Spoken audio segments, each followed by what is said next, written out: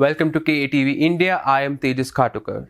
After the Kogilu Demolition in Bengaluru, where hundreds of unauthorized structures were raised on government land, the issue quickly moved from an urban clearance operation to a political flashpoint about identity, rehabilitation, and alleged appeasement politics.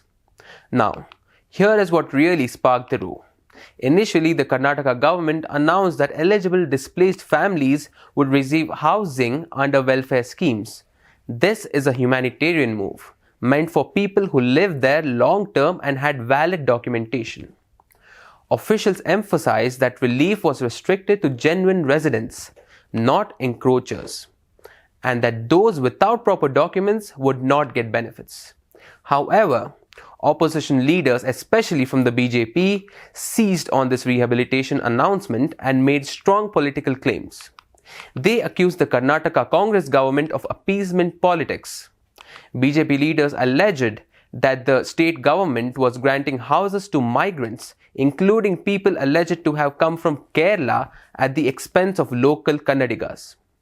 They said this amounted to favoring minorities for political reasons rather than following strict legal criteria.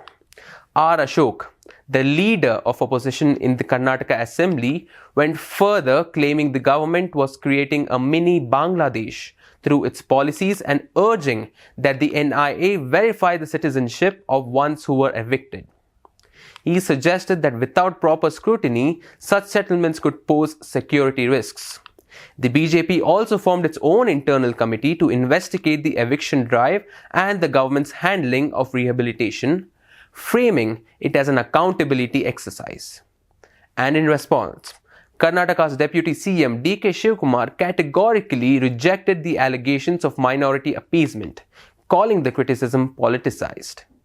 He insisted that the rehabilitation plan was humanitarian, aimed only at eligible people with verifiable documentation.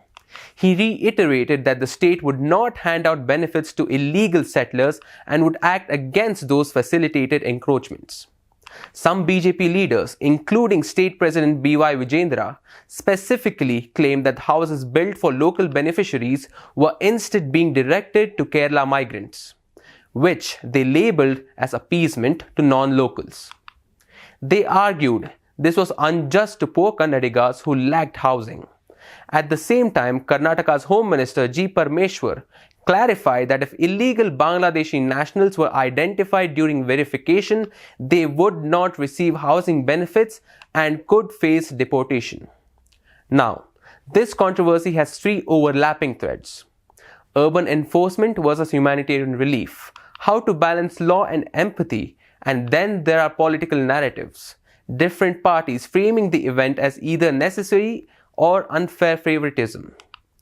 And there are identity and citizenship concerns, serious claims about migrants and documentation that have not been legally established yet.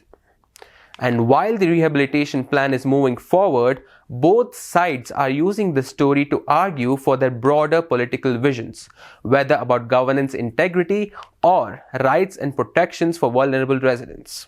I am Tejas Khatukar and this is KATV India. Subscribe and stay tuned for more.